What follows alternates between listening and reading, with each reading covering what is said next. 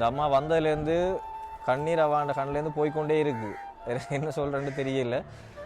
எனக்கு வந்து home science course கிடைச்சிருக்கு. வவுனியா காலேஜ் தான். இப்போ தான் கால் பண்ணது. ஒரு தர்மங்களுக்கு உதவி செய்யாத வர போகிறோம் இல்லை, செய்ய மாட்டேன். உங்களுக்கு சவரங்கள் எல்லாம் இருக்குது பார்க்குறது. வெளிநாட்டிலையோ 2 சவரங்கள் இருக்கிறாங்க வெளியில். பிள்ளைன்ற படிப்பு ஒன்று தான். 2 பேரும் வவுனியா தாங்க. மூத்தவா 2 பேரும் வவுனியா. ஒரு ஆள் கேம்பஸ், ஒரு ஆள் காலேஜ். சரி, இதுக்குள்ள ஒரு சின்ன ஒரு கிஃப்ட் ஒன்று இருக்கு, என்னென்னு பாருங்க.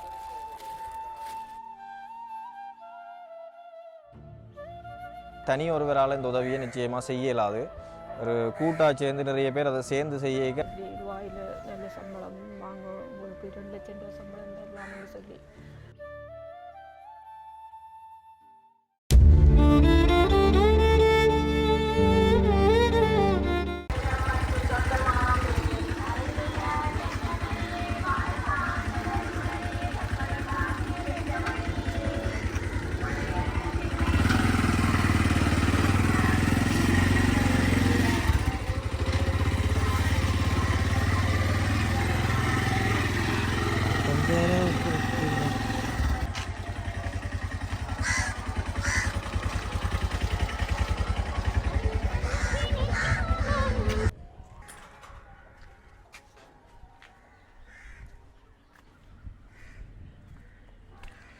வணக்கம் அம்மா, எப்படி இருக்கிறீங்க?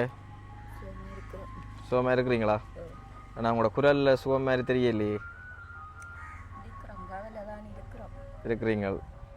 எப்படி வேலை முடிஞ்சு வந்த நீங்கள்? அப்போ என்ன வேலை இன்றைக்கு? மிக்சர் போட்டதா? இப்போ என்ன சம்பளம் என்ன? அது என்ன மாதிரி உங்களுக்கு சம்பளம் கூட தருவாங்க? 1200 அது வினம், பஸ்ஸுக்கு 200, 1000 ரூபாய். அங்கே தூரவா போகணும்? அது இப்போ அல்வா மிக்ஸ். அப்போ ஒரு நாளும் அங்கே போயிட்டு வர்றது பஸ்ஸில் தான் போகிறதா? இங்கேருந்து சைக்கிளில் போயிட்டு அப்புறம் அங்கே பஸ்ஸில் போகிறது அப்படியா? இங்கேருந்து சைக்கிளில் போய் 6 கால் படத்தில் விட்டு அதுலேருந்து பஸ் எடுத்து இறங்குவோம். இப்போ இங்கே உள்ளுக்கு நடந்து போய் திருப்பி வந்து பஸ் எடுத்து திருப்பி அந்த சைக்கிள் எடுத்து தருவோம். சரி, அப்போ என்ன மாதிரி இப்போ உங்களோட ஹஸ்பண்ட் என்ன வந்துட்டாரா? இப்போ உங்கள் ஹஸ்பண்ட் வந்துட்டு விட்டதுக்கு பெரிய நன்றி. அவர் வந்து வேலை ஒன்றும் இல்லை, நிற்கிற வேலை இல்லாமல் நிற்கிற வேலை இன்னும் அவருக்கு சரியான தோதாமே இல்லைன்னு வேலை இன்னும் வடிவாக கிடைக்கல. வீட்டை வரையில துன்பத்தில் இருக்கிறேன். இப்போ அங்கே வேறு எங்கேயோ நிற்கிறேன்னு சொல்லி சொன்னீங்களே என்ன? இல்லை அங்கே வந்தும் இப்போ உங்களோட வீட்டை வர முடியாத நிலைமையில இருக்கிறேன். நிலைமையில் இருக்கிறேன். கடன் தானே, சரியான கடன்லாம் இருக்கிறோம். ஆமாம், கடன் கொடுத்தா தான் சில வரலாம், கடன்கார விட மாட்டேன்னு தானே. ஆமாம், அதுதான் பெரிய துன்பம். ஒவ்வொரு அழுகையும் கண்ணீருமா இருக்குது. எங்களுக்கு கடன் முடியணும்னு தான் இதாக கிடக்குது. கொஞ்சம் நல்ல சத்தமாக கதைங்க அம்மா, சத்தமாக கதைக்கு. நீங்கள் இப்போ வேலை அழைப்பில் வந்து நிற்பீங்கள், சத்தமாக கதைக்கிறன்றது கஷ்டம். ஆனால் சத்தமாக கதைங்க அப்பா கேட்கும், இல்லாட்டி கேட்காது. தான் துன்பம் தான். துன்பம் நீங்கல வீட்டில் இருக்கக்கூடிய நிம்மதி இல்லாமல் இருக்குது. அப்படி கடனில் இருக்கிறோம். கடன்காரர் வந்து ஒவ்வொரு நாளும் பேசணும், பாசத்தரை சொல்லி பேசுகள். ஒன்றும் செய்யலாம் நிலைமையில் இருக்குது. ஒரு கடன் உதவியும் எடுக்கலாம் இருக்குது. இன்னொன்று உங்களை கடனையும் நான் கொடுக்குறோன்னு தெரியாமல் துன்பத்தில் இருக்கிறேன். 60 லட்சம் கடனில் இருக்கிறேன். என்ன கொடுக்க முடியாமல். 60 லட்சம் என்னடாம்மா அந்த கடன் வந்தது? என்னடா நிறைய பேர் என்னோட கேள்வி அதுதான். 60 லட்சம் என்ன? நீங்கள் ஒரு விளக்கம் இல்லாமல் அந்த அவ்வளோ கடன் வேண்டினீங்களான்னு எல்லாரும் கேட்குற கேள்வி அது. நீங்கள் தான் அதுக்கு தெளிவான விளக்கம் என்ன சொல்லுவாங்க. 60 லட்சம் வேண்டாமல் 30 லட்சம் கட்டி பெரிய நாட்டுக்கு கொண்டு அனுப்பி அநியாயமாக போயிட்டு வந்த காசு நான் போயிட்டு திருப்பி எங்களது மாதிரி துபாய்க்கு போய் உழைக்கலாம்னு சொல்லி 2 லட்சம் சம்பளம் தாரமெண்டு துபாய் போகலாமெண்டு திருப்பி 20 லட்சத்துக்கு வேண்டிட்டு கடன் பட்டு பெரிய நாட்டு போய்த்தான் நாங்கள் ஒழுங்கு வேண்டினது போகிறதுக்கு. அதில் பெரிய கடனாக போயிட்டு வட்டிக்கு வேண்டி இன்னொரு ஆக்கள்கிட்ட வேண்டி அந்த வட்டியை கட்டினது. சம்பளம் அனுப்பையில் தானே, வேலை இல்லாமல் நின்றவர் தானே. அப்போ இன்னொரு ஆக்கள்கிட்ட நான் மாறி வேண்டித்தான் எனக்கு இவ்வளோ கடன் வந்தது. மாறி நம்பிக்கையாக இந்த நம்பிக்கையில் அதில் தந்ததுகள். என்ன அவரை நீங்கள் வெளிநாடு அனுப்புறதுக்கு வந்து மொத்தமாக எவ்வளோ செலவழிஞ்சது? 10 லட்சத்தி சுச்சம் ஏதோ தான் செலவழிஞ்சது இல்லையா? துபாய்க்கு போகிறதுக்கு செலவாயினது. இந்த பெரிய நாட்டு போகிறதா நாங்கள் முதல் கொடுத்த நாங்கள் 10 லட்சத்துக்கிட்ட. சரியா அல்லாமல் கண்ணை துடைச்சிட்டு கதைங்கம்மா. எங்கள்கிட்ட கொஞ்சம் நகை எழுதலையெல்லாம் கிடந்து தண்டு கொடுத்த நாங்கள். திருப்பியும் அவர் இங்கே இந்த உழைப்பு இல்லை, சரியான கஷ்டமாக இருக்குது. இந்த கடன் கொடுக்கறதுக்காக வெளிக்கிட்டவர் ரூபாய்க்கு ஒரு ஆக்கள் வந்து கேட்டாப்பில் திருப்பி வெளிக்கிட்டவர் கடன் கொடுக்கணுமே என்று வெளிக்கிட்டு அவன் போய் கொஞ்சம் ஒரு கிழமை ஒரு மாத்தால் டூரிங் சாவில் கூட்டின்னு போனாட்டு எங்களுக்கு தெரியும் விசாரிச்சு தான் உங்களுக்கு வேலை தருவோம்னு சொல்லி பொய்ய சொல்லி இவ்வளோ ஆசை வேண்டி எடுத்து போட்டு அவர் பேரங்கி ஒரு மாற்று பிறகு வேலை இல்லை முடிஞ்சது உங்களை விசா முடிஞ்சது வழியால் போகலாம்னு சொல்லி அவர் வேலையெல்லாம் போய் வழியில் நின்று கஷ்டப்பட்டவர் சாப்பாடும் இல்லாமல் ஒன்றும் இல்லாமல் இன்னொரு ஆக்கள்கிட்ட போய் கேட்டு நின்று மேசன் வேலை அங்கே துடின்னு துடிச்சு வேலைக்கு போயுமா அவங்க சம்பளம் கொடுக்கல, சாப்பாட்டுக்கே வழி இல்லாமல் வெள்ளாலும் அழுவே சாப்பாடும் இல்லை ஒன்றும் இல்லை காஞ்சிருக்கிறோம்ட்டு. எங்களுக்கும் இதே நிலைமை தான். நான் வேலை போனால் தான் மிச்ச சாப்பாடு, எங்களுக்கும் இதே நிலை கஷ்டம். நான் வேலை போகிற அந்த நிலைமையால் தான் எங்களுக்கு நாங்கள் சொல்லியால வேண்டியதாக இருக்குது. பெரிய கடனுக்காகத்தான் நான் கஷ்டப்படுறேன், இந்த கடன் கொடுக்கறதுக்காகத்தான் நான் பெரிய கஷ்டப்படுறேன். இதான் நடந்த எங்களோட உண்மையான கதையை தான். பெரிய நாட்டுக்கு போய் முதல் செலவழித்தது, பிறகு நான் என்னால் வட்டிக்கு போய் காசை கொடுக்க இல்லாமல் அடுத்த வீட்டை மாறித்தான் எனக்கு லட்சக்கணக்கில் வந்தது. எந்த நாட்டுக்கு போக முதல் ட்ரை பண்ணினவர்? பிரான்ஸுக்கு போய். பிரான்ஸுக்கு போவா? அதான் ஏஜென்சி காசு கொடுத்து மாந்துட்டீங்களா? அப்படியா? ஏஜென்சி காசு. ஏஜென்சி அங்கே இங்கேயா இல்லாட்டி அவர் அங்கே? கொழும்பு ஏஜென்சி. முஸ்லீமா? அவர் எடுக்கிறான்னு சொல்லி காசு எல்லாம் வேண்டிட்டு மாற்றிட்டு. அப்போ நீங்கள் போலீஸில் ஒன்றும் கம்ப்ளைண்ட் பண்ண இல்லையா? இப்போ ஏஜென்சியோட டீட்டெயில்ஸ் ஃபோன் நம்பர்கள் அதெல்லாம் இருந்திருக்கு தானே உங்கள்கிட்ட? இருந்தாலும் இன்னொரு ஆக்கெல்லாம் எங்களுக்கு எடுத்து தந்து விட்டு நம்பர் எல்லாமே எடுத்து தந்தவர் அதெல்லாம் நம்பரை எல்லாம் அழைச்சிட்டு நாங்கள் எடுக்க மாட்டேன்ட்டு நாங்கள் இருக்கிற இடத்த வந்து பாருங்கட்டு வேறு இடத்தையும் காட்டி நாங்கள் அங்கே போனாங்கள். அவர் அந்த இடத்துல இல்லை, இல்லை அந்த இடத்துலையும் இல்லை. போலீஸில் போய் கம்ப்ளைண்ட் பண்ணல? அப்படியே நாங்கள் போலீஸில் கொடுக்கல, அப்படியே விட்டுட்டோம். ஆனால் நீங்கள் போலீஸில் கம்ப்ளைண்ட் பண்ணியிருக்கலாமே, என்னடா இப்படியான ஆக்கள் வேறு உங்களை மாற்றின மாதிரி இப்போ இன்னும் அவங்க வேறு ஒரு ஆக்களையும் மாற்றி கொண்டு தான் இருக்க போகிறாங்க. போலீஸில் கம்ப்ளைண்ட் பண்ணியிருந்தால் அப்படியாவது ஒரு வகையில் பிடிச்சிருப்பாங்க. பிடிச்சிருந்தா உங்களுக்கு அந்த காசுகள் ஏதாவது கொஞ்சம் முன்னாலும் கிடைச்சிருக்கும். அவர் இந்த இடத்தாண்டுக்கிறோம் இஞ்சாண்டிருக்கிறோம் தான் என்ற வீடு வந்து போய் சொல்லிட்டு குழம்பில் நாங்கள் போய் பார்த்தனாங்களா அவர் அங்கே அந்த இடமும் இல்லை ஒன்றும் இல்லை, இடமில்லை ஒன்றும் இல்லை. நாங்கள் ஃபோன் அடித்தாலும் ஃபோன் நம்பருமே இருக்குது, வேலை செய்யாது. அப்படியே கேட்டு நாங்கள் அப்படி விட்டோம். அதெல்லாம் கடன் எங்களுக்கு இன்னும் கடனாக வந்த கடன் என்ன இது வரைக்கும் ஒரு கொஞ்சம் நீங்கள் கொடுக்கல? அப்படியா? கொடுக்க எல்லாம் போயிட்டு எனக்கு அவர் வந்து இந்த மேசன் வேலை தான் செய்கிற வேறு அது கொஞ்சம் கொஞ்சம் தான் நாங்கள் கொடுத்தேன்னு வந்தேன். நான் அதாவது இந்த திருப்பி எவ்வளோ கொடுக்க இல்லாது என்றால் 2000 உழைச்சி ஒன்றும் செய்ய இல்லாது கடனும் கொடுக்க நான் போயிட்டு. அப்போ இன்னொரு ஆக்கெல்லாம் இப்படி துபாய்க்கு போகலாம்னு சொல்லி துபாயில் நல்ல சம்பளம் வாங்க உங்களுக்கு 2 லட்சம் ரூபா சம்பளம் தரலாம்னு சொல்லி திருப்பி கேட்ட அப்பொழுது நாங்கள் திருப்பி கடன் பட்டு அவரை திருப்பி அனுப்பி இப்படி கடனுக்கு வந்த நாங்கள் அவங்க இப்படி கொடுக்கலாம் தானே. அங்கே போனால் கொஞ்சம் 1 லட்சம் ரெண்டாலும் சம்பளம் இருந்தானே கொடுத்து முடிக்கலாம் கடன் என்றதுக்காகத்தான் நாங்கள் அவரை அனுப்பினாங்க. இல்லாட்டி நாங்கள் விட்டுருக்க மாட்டோம். இங்கேருந்தே உழைச்சி கொடுத்தா இப்போ 2000 ரூபாயில் சிவிக்கலான்றதுக்காகத்தான் அவர் வெளிக்கிட்ட வேறுங்க போகிறதுக்கு. செலவுகளுக்கும் பிள்ளைகளுக்கும் படிப்பு செலவுகளுக்கும் நான் மாறியாதான் எல்லாம் சேர்த்து தான் அந்த கடன். நான் பிள்ளைகளுக்கும் படிப்பு செலவு கொடுத்த மூத்தவா படிக்கிறா அவாவுக்கும் வேண்டி இப்படி கடன் பட்டு எல்லாமே தான் கடன் வந்தது. எனக்கு பிள்ளைகளுக்கு படிப்புக்கு வேண்டி தான் கடன் வந்தது.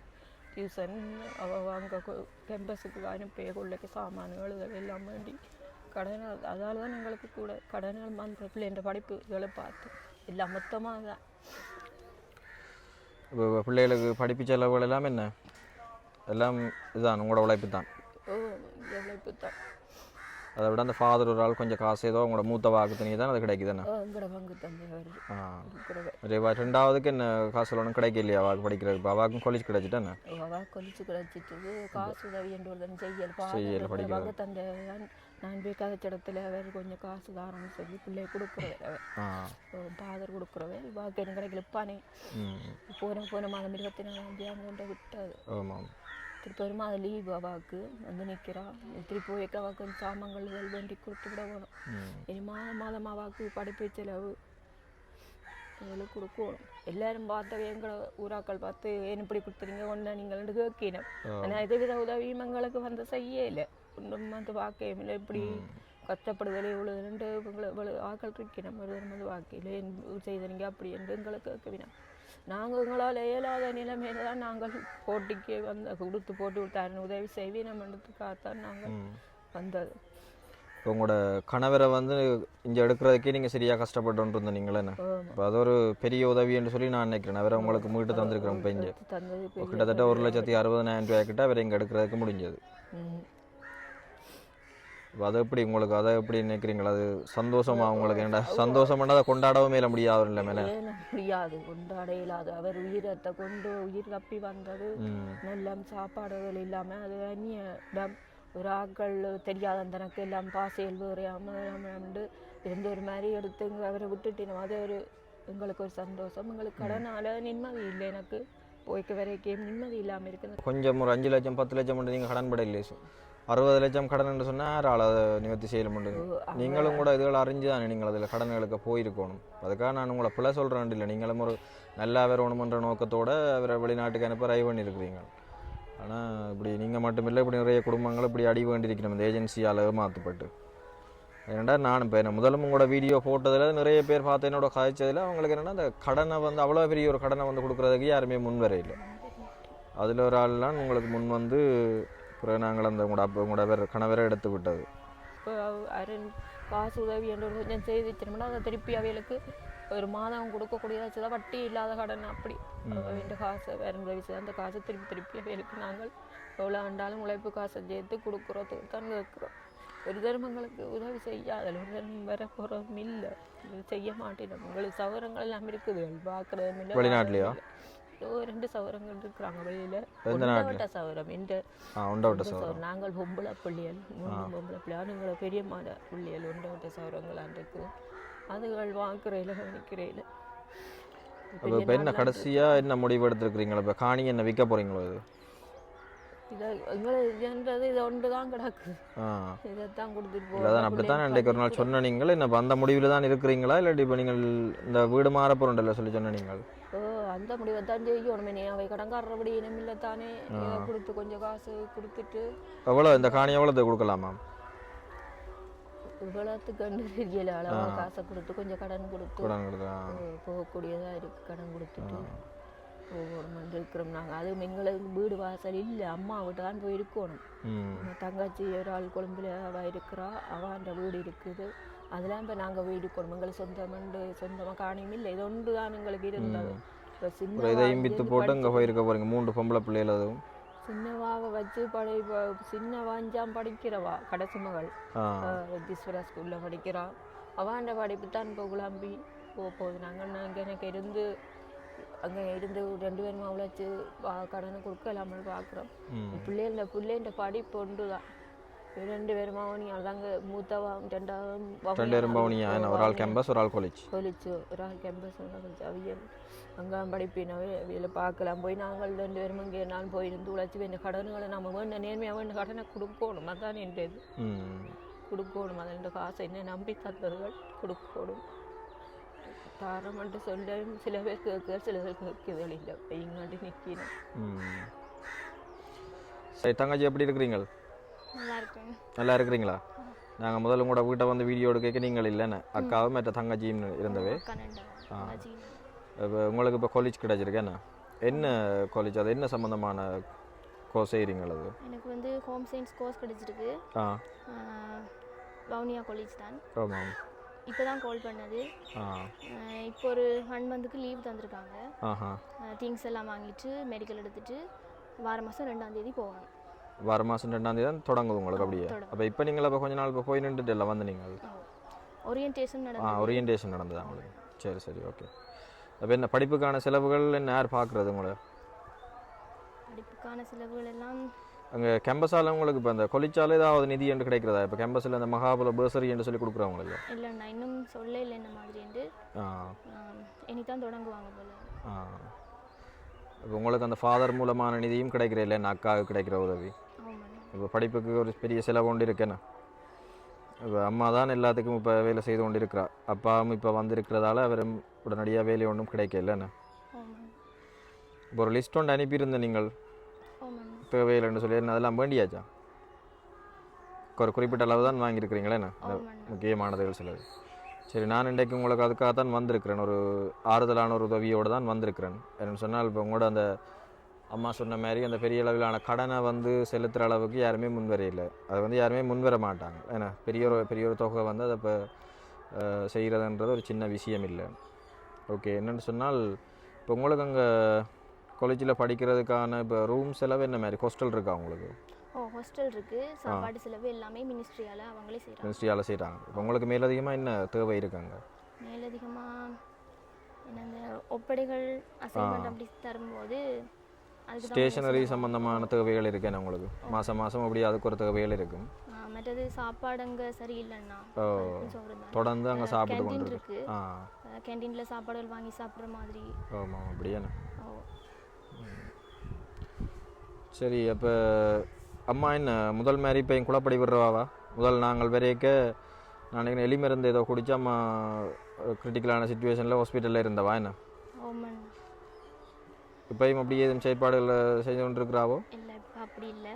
இப்போ அப்படி இல்லை. அம்மா அப்படியான செயற்பாடுகளுக்கு விடாதீங்க வேணா. நீங்களும் படிக்கிற நேரங்களில் அப்படியான விஷயங்கள் தான் உங்களுக்கும் டிஸ்டர்பன்ஸாக இருக்குது ஏன்னா. போன முறை வரைக்கும் அக்கா சரியாக கவலைப்பட்டு கண்ணீர் விட்டு நிறைய கதைச்சிருந்தோம். அதன் அடிப்படையில் தான் உங்களுக்கு ஒரு ஆறுதல் ஆண்டாலும் இந்த உதவி கிடைச்சிருக்குன்னு தான் சொல்லலாம் ஏன்னா. சரி பார்ப்போம், நாங்கள் உங்களுக்கு கொஞ்சம் உதவிகள் வந்திருக்கு, என்ன வந்திருக்குன்னு சொல்லி பார்ப்போம்.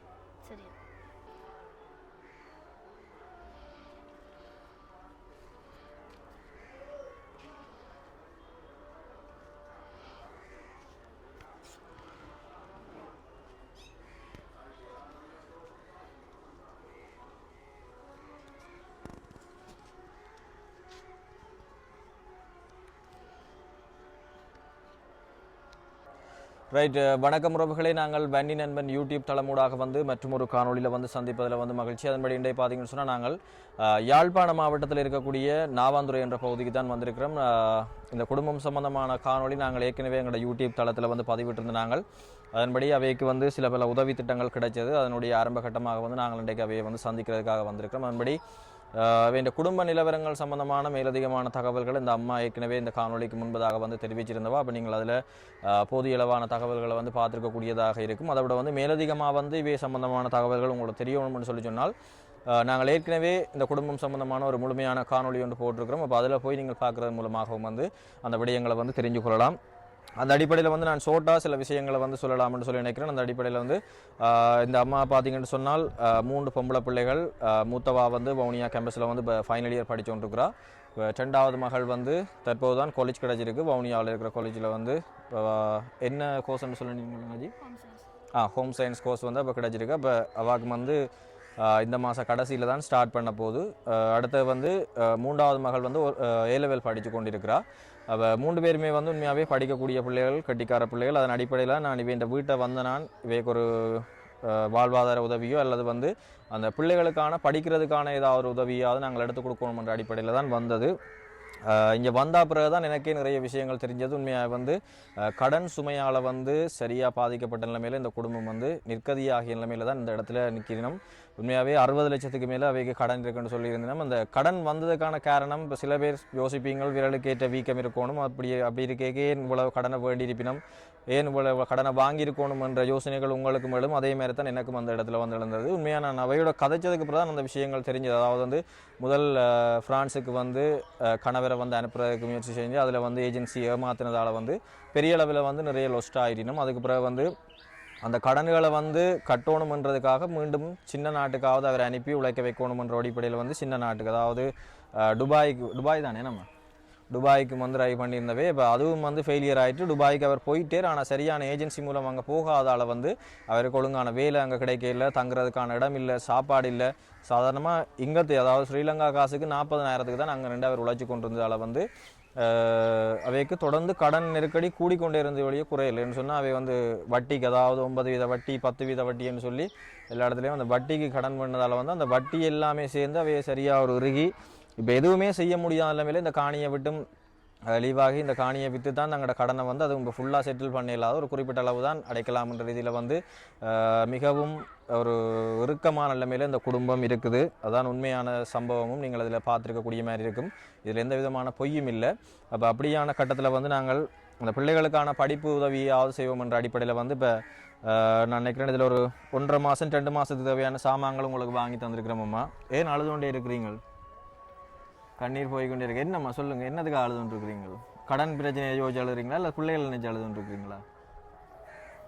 சொல்லுங்கள், நீங்கள் வாய் விட்டு சொன்னால் தான் அதில் வீடியோ பார்த்து கொண்டு இருக்கிற ஆக்களுக்கும் தெரியும் என்னதுக்கு அழுகுறீங்க. சொல்லுங்கள். கடன் தான். கடன் தானா? அதான் நம்ம நீங்கள் சொல்கிறது சரி. ஆனால் இப்போ இன்னும் ஒரு 5 லட்சமோ 10 லட்சம் கடன் சொல்லிக்க அந்த கடனை வந்து கட்டுறதுக்கு வந்து யாருமே முன் வருவாங்க. ஆனால் ஒரு 60 லட்சம் கடன் சொன்னாமல் யோசிச்சு பாருங்க, அதை வந்து யாரால் அப்படி கட்டேல்னு சொல்லி யோசிச்சு பாருங்க. ஏண்டா இப்போ உங்களை இப்போ அவள் மூத்தவா வந்து இப்போ என்ன அவாக்கு இன்னொரு 5-6 மாதம் தான் இருக்கேன்னு அவாவும் வெளியில் வந்து வேலை செய்ய வலிக்கிட்டான்னு சொல்லி சொன்னால் ஓரளவு காசு வரும். அந்த பிள்ளை உழைக்கிற காசையும் நீங்கள் அந்த கடனை கட்டத்தான் சரியாக இருக்குது. இப்போ உங்களுக்கு ஒரு சேமிப்புன்றதும் இல்லாமல் போது மூன்றும் பொம்பளை பிள்ளைகள் நீ அவன் திருமண வாழ்க்கையில் அதுன்னு சொல்லி வரைக்க இன்னும் நிறைய நெருக்கடியில் தான் இந்த குடும்பம் சந்திக்க போகுது. இந்த அம்மா வந்ததுலேருந்து கண்ணீர் அவாண்ட கண்ணிலேருந்து போய்கொண்டே இருக்குது. என்ன சொல்கிறேன்னு தெரியல. உண்மையாகவே சரியாக கஷ்டப்பட்டு கொண்டு இருக்கிறாங்க. இந்த காணொலியை பார்த்து கொண்டு இருக்கிற உறவுகள் நிச்சயமாக அவைக்கு ஏதாவது உதவி செய்ய முடிஞ்சால் உங்களால் முடிஞ்சது என்றால் தனி ஒருவரால் இந்த உதவியை நிச்சயமாக செய்ய இயலாது. ஒரு கூட்டாக சேர்ந்து நிறைய பேர் அதை சேர்ந்து செய்யக்க அவைக்கு ஒரு ஆறுதலாக ஒரு குறிப்பிட்ட அளவு தொகையை நாங்கள் கொடுத்தா கூட ஒரு பெரிய உதவியாக இருக்குமென்றதான் என்னுடைய தயவான வேண்டுகோளும். இப்போ அந்த அடிப்படையில் வந்து நாங்கள் இன்றைக்கு அவைக்கு வந்து ஒரு நினைக்கிறேன் ஒரு 1.5 மாதம் 2 மாதம் தேவையான சாமான்கள் வேண்டி கொடுத்துருக்குறோம். அதை விட வந்து தங்கச்சின்ற இப்போ காலேஜ் தேவைக்காக வந்து அவள் வந்து ஒரு லிஸ்ட் ஒன்று அனுப்பியிருந்தவா, நான் உங்களுக்குரிய திங்ஸ்களுக்குரிய லிஸ்ட் ஒன்று இருந்தவா. இப்போ அந்த சாமான்களும் வேண்டிட்டு வந்திருக்கிறோம். அதை விட வந்து உங்களோட 3வது கடைசி தங்கச்சி அவள் மேலே படித்து கொண்டிருக்கிறான்னு சொன்னீங்களா, இப்போ அவாக்குரிய அந்த கொப்பி பேனு பென்சில் அந்த சாதாரணமாக பேசிக்காக தேவையான சாமான்களும் இதில் வேண்டி கொண்டு வந்து கொடுத்துருக்குறோம். அப்போ இது வந்து உங்களுக்கு ஒரு பிரயோசனமாக இருக்குமென்னு சொல்லி நான் நினைக்கிறேன். என்ன இப்போ தங்கச்சியும் நீ போகிறோன்னு சொன்னால் எல்லா சாமான்களும் வேண்டிட்டு தான் நாங்கள் போகலாம். ஆனால் அப்படி இருக்க உங்களுக்கு ஒரு பிரயோசனமாக இருக்குமென்னு சொல்லி நினைக்கிறேன். அந்த அடிப்படையில் வந்து நாங்கள் இதில் வந்து உதவி செய்தாக்களை அம்மா அல்லாதீங்க அதில் வந்து இதில் கட்டாயம் ஞாபகப்படுத்த வேண்டிய தேவை இருக்குது. அதன்படி திருகோணமலையிலிருந்து பாலனன்னா எனக்கு வந்து 25,000 ரூபா காசு அனுப்பியிருந்தவர். அவர் வந்து தொடர்ச்சியாக என்னோட அந்த உதவி திட்டங்களை செய்து கொண்டிருக்கிறார். நான் நினைக்கிறேன் இது 2வது குடும்பமாக இந்த உதவி திட்டத்தில் வந்து என்னோட இணைஞ்சிருக்கிறேன். அதோட வந்து ஃப்ரான்ஸ்லேருந்து கோகுலராஜ் அண்ணா வந்து 26,500 ரூபா காசு வந்து அனுப்பியிருந்தவர். அவரும் உங்களோட வீடியோ பார்த்துட்டு அவர் ஏற்கனவே முதலும் எனக்கு ஒரு உதவி திட்டத்தில் வந்து இணைஞ்சிருந்தவர். வீடியோ பார்த்துட்டு அவரும் சரியாக கவலைப்பட்டு அந்த பிள்ளைகளுக்கு ஏதாவது தன்னால் முடிஞ்ச ஒரு உதவியை செய்யணுமென்ற அடிப்படையில் வந்து என்னோட தொடர்பு கொண்டு அந்த காசை வந்து அனுப்பியிருந்தவர். அடுத்தது வந்து கோபி அண்ணா யூகேலேருந்து அவர் 25,000 ரூபா காசு வந்து அனுப்பியிருந்தவர். அதை விட வந்து உங்களுக்கான மாதாந்த படிப்பு செலவுகளையும் வந்து அவர் பொறுப்பெடுக்கிறேன்னு சொல்லியிருக்கிறார். உண்மையாகவே அது ஒரு சந்தோஷமான விஷயம்.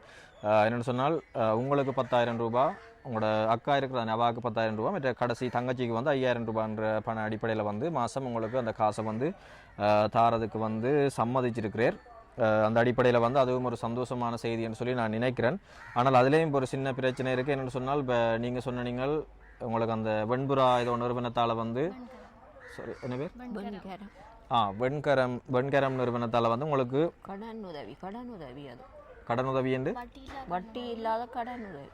வட்டி இல்லை படித்து அந்த காசை விதறிவினா படிப்பு முடிஞ்சோன்னா திருப்பி அந்த காசை வந்து கொடுக்கணும். சரி, அப்படி ஒரு உதவி வந்து உங்களுக்கு அது கிடைச்சிருக்கேண்ணா. ரைட், அதுவும் கடன் உதவி என்றேக்கு நாங்கள் அதை யோசிக்கத்தான் வேணும். ஆனால் இப்போ இவர் வந்து உங்களுக்கு அந்த படிப்பு செலவை வந்து இப்போ ஒவ்வொரு மாதமும் செய்கிறேன்னு சொல்லியிருக்கிறார். அப்போ நீங்கள் மாதம் இப்போ அந்த நிறுவனம் அந்த ஒரு அமைப்பு மூலமாக உங்களுக்கு 10,000 3 பேருக்கும் வரப்போகுது. என்ன அது ஒரு பெரிய உதவி தான். சரி, நாங்கள் அது சம்மந்தமாக நாங்கள் மேலதிகமாக கதைப்போம். அதை என்ன செய்யலாம்னு சொல்லி அந்த அண்ணாவோடய நான் டிஸ்கஸ் பண்ணிவிட்டு உங்களுக்கு அது சம்மந்தமான ஃபைனல் என்ன விஷயம்ன்றதை சொல்கிறேன். சரியா? மற்றது வந்து சுவிஸ்லேருந்து சாந்தி அக்கா எனக்கு அவள் வந்து 61,000 ரூபா காசு, அதாவது வந்து முதல் 31,000 ரூபா காசு, பிறகு 30,000 ரூபா காசை வந்து எனக்கு அனுப்பியிருந்தவா. அப்போ அவைண்ட நிதி உதவின்ற அடிப்படையில் தான் நாங்கள் உங்களுக்கு இந்த விஷயங்களை வந்து செய்திருக்கிறோம். அதை விட வந்து நாங்கள் ஏற்கனவே வந்து இப்போ வேறு அப்பா வந்து பார்த்திங்கன்னு சொன்னால் துபாய் நாட்டில் போய் அங்கே போய் நான் ஏற்கனவே சொன்ன விஷயந்தான். இப்போ இங்கே வர முடியாத ஒரு நிலைமை, அவரை வந்து அங்கேருந்து இங்கே எடுக்கவும் முடியாமல் சரியாக கஷ்டப்பட்டு இருந்தோம். ஏன்னா அவரை இங்கே எடுக்கிறதுக்கு வந்து 2 லட்சம் ரூபா காசு தேவைன்ற அடிப்படையில் வந்து அவரையும் எடுக்கிறதுக்கு சரியாக கஷ்டப்பட்டு இருந்தவை. இப்போ நாங்கள் அவரையும் வந்து இப்போ ஒரு கிழமைக்கு முதல்லாம் அவரையும் இங்கே எடுத்து விட்டுருக்கிறோம். அதுவும் வந்து முற்றுமுழுதாக எங்களோட சேனல் மூலமாக வந்து அந்த செலவுகளை வந்து பொறுப்பெடுத்து நாங்கள் அந்த அண்ணாவையும் வந்து இங்கே எடுத்து விட்டுருக்கிறோம். கிட்டத்தட்ட அதுக்கு வந்து 1,60,000 ரூபா காசு வந்து அவரை வந்து இங்கே எடுக்கிறதுக்கு எங்களுக்கு முடிஞ்சது. அப்போ அந்த விஷயத்தையும் இதில் ஞாபகப்படுத்தி கொள்கிறேன். அப்போ அவங்களோட அப்பா வந்து இங்கே இல்லை, அதால் வந்து நாங்கள் அந்த வீடியோ வந்து திருப்பி நாங்கள் இன்னொரு தனியொரு காணொலியாக வந்து எடுக்கிறதுக்கு இருக்கிறோம். ஏண்டா அவரும் ஒரு நன்றி செலுத்த வேண்டிய தேவை இருக்கின்றதால் அது புரிம்பாக நாங்கள் எடுப்போம். எனவே மீண்டும் ஒரு முறை நாங்கள் இந்த உதவியை செய்த அந்த உறவுகளை வந்து பேரொருக்கா ஞாபகப்படுத்திக் கொள்கிறோம். அதன்படி பாலனண்ணா திருகோணமலையிலேருந்து, அதே நேரம் கோகுலராஜ் அண்ணா ஃப்ரான்ஸ்லேருந்து, கோபி அண்ணா யூகேலேருந்து, சுவிஸிலிருந்து சாந்தியக்கா இவை எல்லாரும் சேர்ந்து தான் இந்த நிதி உதவியை வந்து உங்களுக்கு வழங்கியிருந்தது. அதன்படி எங்களுடைய வன்னி நண்பன் யூடியூப் குடும்பம் சார்ந்து இந்த உறவுகளுக்கு வந்து என்னுடைய மனமார்ந்த நன்றிகளை வந்து தெரிவித்துக் கொள்ளணும். என்னென்னா இதில் இருக்கிற 4 பேருமே இது முதல்கட்ட உதவியிலே என்னோட தொடர்ச்சியாக வந்து இந்த உதவிகளை வந்து செய்து கொண்டிருக்கிறேன். அந்த அடிப்படையில் வந்து நான் அவைக்கு ஸ்பெஷலாக இந்த இடத்துல என்னுடைய மனமார்ந்த நன்றிகளை வந்து தெரிவித்துக் கொள்றதுல கடமைப்பட்டிருக்கிறேன். அதை விட இன்னொரு சின்ன ஒரு ஆறுதலாக ஒரு சின்ன ஒரு உதவியம்மா என்னவா இருக்கும்?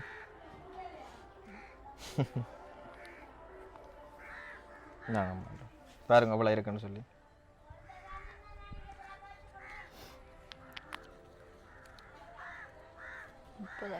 எவ்வளோ ரைட், உங்களுக்கு ஒரு 30,000 ரூபா காசும் இதில் இருக்குது. அதன்படி வந்து இதை வந்து இப்போ உங்களோட இதுகளுக்கு வந்து பயன்படுத்தி கொள்ளுங்க. அதில் வந்து மிக முக்கியமாக வந்து என்னென்னா உங்களுடைய படிப்பு தேவைகளுக்கு வந்து பயன்படுத்தி கொள்ளுங்க. என்னென்னு சொன்னால் அந்த நான் சொன்னால் அந்த நேற்று ஒரு அண்ணா வந்து உங்களோட படிப்பு தேவைகளுக்கு வந்து அவர் மாதம் பொறுப்பெடுக்கிறேன்னு சொல்லியிருக்கிறார். இப்போ நான் அடுத்த மாதத்திலிருந்து அதுக்குரிய வழிவகைகள் வந்து இருக்கும். அதை இந்த மாதம் வந்து முதல்கட்டமாக இதை வந்து வச்சுக்கொள்ளுங்க. இப்போ ஒரு சின்ன உதவி மாதிரி தானே, உங்களுக்கு ஒரு ஆறுதலான ஒரு உதவி தானே. நீங்கள் ஒரு மாத சம்பளம் எடுக்கிறத வந்து இப்போ உங்களுக்கு ஒரு இந்த இடத்துல வந்து தந்திருக்கிறோம். அப்போ சரி, அப்போ நாங்கள் இந்த காணொலியின் இறுதி கட்டத்துக்கு வந்துட்டோம். அப்போ அம்மா என்ன சொல்ல போகிறீங்கள்? அவர் வர முடியாத நிலையில் கஷ்டப்பட்டிருந்தவர், அவரை எடுத்து விட்டதுக்கும் பெரிய நன்றி. எங்களுக்குள்ள சாமான்களை வேண்டி தந்து விழுந்திடந்த எங்களை தூக்கி விட்டதுக்கும் பெரிய நன்றி. இதை பார்த்து எங்களுக்கு கடன் தான் கொஞ்சம் பிரச்சனையாக இருக்குது. ரெண்டாலும் கொஞ்சம் உதவி, முழு பணத்தையும் எங்களுக்கு அவ்வளோ நீங்கள் தரையிலாதானே கொஞ்சமாக கொடுக்கக்கூடிய உதவி செய்தீங்கன்னா அது பெரிய உதவியாக இருக்கும். எங்களுக்கு கடனாக தந்து அதை நாங்கள் மாதம் கட்டக்கூடியதாக செய்தாலும் பரவாயில்லை. நானும் வெளியே போனேன், அவரும் போய் அந்த கடனை நாங்கள் உங்களுக்கு திருப்பி தருவோம். எங்களுக்கு இந்த இருக்கையில்லாத நிலைமையில் இருக்கிறோம். கொஞ்சம் பேர் காசு கொடுக்கணும், அவங்க அடிக்கடி தாங்கன்னு வந்து சண்டையாக இருக்குது. அந்த கடனை கொடுக்குறது தான் கொடுத்து முடிஞ்சோம்னா நான் 2 பேரும் முளைச்சி அந்த கடனை நாங்கள் திருப்பி தருவோம். தந்ததுக்கும் இந்த உதவிகளை செய்ததுக்கும் பெரிய நன்றி. ஏன்னா எங்களை யாரும் வந்துட்டு எங்களை பார்க்க இல்லை, நாங்கள் எத்தனோடமெல்லாம் கதைச்சிருக்கிறோம். போய் எங்களுக்கு உதவி செய்யுங்க, பிள்ளைகள் படிக்க உதவி செய்யுங்கன்ட்டு யாரும் எங்களை பார்க்க இல்லை. நாங்கள் எங்கன்ற நிலைமையை பார்த்து தான் இந்த யூடியூப் சேனலில் கதைச்சு எங்களுக்கு உதவி தரணுன்றதுக்காக நாங்கள் போட்டி கொடுத்துருக்குறோம். இதில் தந்ததுக்கு பெரிய நன்றி. உங்களுக்கு உதவி செய்த எங்களுக்கு பெரிய நன்றி. ஆண்டவர் உங்களுக்கு புண்ணியம் செய்வார். ஆண்டவருக்கு நன்றி. விசுவாசமாக இருப்பீங்கள். நீங்கள் உங்கள் நிலைமையை பார்த்துருக்கிறீங்கள், நான் விட்ட கண்ணீரை பார்த்துருக்கிறீங்கள். பெரிய நன்றி என்றதை நான் உங்களுக்கு சொல்கிறேன். சரி, எனக்கு நன்றி சொல்ல மாட்டீங்களாம்மா? முதல் பேருக்கு தான் நன்றி சொல்லணும். மகள் தன் கஷ்ட நிலைமையை பார்த்து படிப்பால் பெருமைப்படவில்லை. சேனலுக்கு போய் வெளியில் வந்தாலும் பரவாயில்லை, தன் கஷ்டத்தை உணர்ந்து தான். ஒருவரும் பார்க்க மாட்டினோம், கவனிக்க மாட்டினோம், எங்களுக்கு சொந்தங்கள் எல்லாம் இருக்குது, ஒருவரும் எங்களுக்கு செய்ய மாட்டினோம் என்ற இதில் தான் என் மகள்லாம் கதைச்சி வேல் கூட்டி வந்து நான் சாக போகிற அளவில் இருந்தேங்கிற குடும்பம் அப்படி ஒரு நிலைமையில் தான் இருக்குது. போய் மாறுதல் இல்லை எங்களுக்கு. மகள் என்ன இருந்தாலும் பரவாயில்லை, யார் என்ன கதைச்சாலும் பரவாயில்லை, விற்கப்பட்டாலும் பரவாயில்லை, யார் என்ன சொன்னாலும் பரவாயில்லை, நான் அந்த அண்ணியை கூட்டி வந்து கதைச்சு உங்களுக்கு நான் உதவி செய்வேன் அம்மா.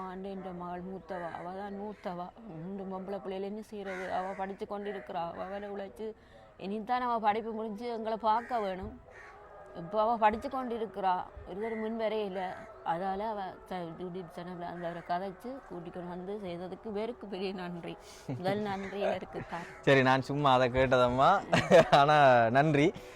ஓகே, பிரச்சனை இல்லை. சரி, ரெண்டா கடைசியாக ஒரு விஷயம் ஒன்று இருக்குது. சரி, ஓகே, ரைட். அப்போ அம்மா வந்து நிறைய விஷயங்களை வந்து சொல்லியிருந்தவா. அப்போ அவைன்ற தேவையை அறிஞ்சு யாராவது அவைக்கு உதவி செய்ய முயன்றால் அந்த குடும்பத்துக்கு வந்து பெரிய அளவு ஒரு பிரயோசனமாக இருக்குமென்றதான் என்னுடைய தேவையான வேண்டுகோள். உங்களுக்கு நீங்கள் கேட்ட விஷயத்தை விட நாங்கள் மேலதிகமாக செய்திருக்கிறோம்னு சொல்லி நினைக்கிறேன். இது உங்களுக்கு தாராளமான உதவின்னு சொல்லி நான் நினைக்கிறேன். இப்போதைக்கு ஒரு ஆறுதலான உதவி. இப்போ இதை வச்சுக்கொள்ளுங்க. நாங்கள் கடைசியாக ஒரு சின்ன ஒரு அன்பளிப்பு ஒன்று இருக்குது. என்னவா இருக்கும் தங்கச்சிக்கு தான் அந்த அன்பளிப்பு ஒன்று கொடுக்க போகிறோம். என்னவா இருக்கும் கண்டுபிடிச்சிட்டிங்களா? கெஸ் பண்ணிட்டீங்களா என்னென்று? இல்லையா? சரி, இதுக்குள்ள ஒரு சின்ன ஒரு கிஃப்ட் ஒன்று இருக்கு. என்னென்னு பாருங்க. பார்த்துட்டீங்க போடக்கா?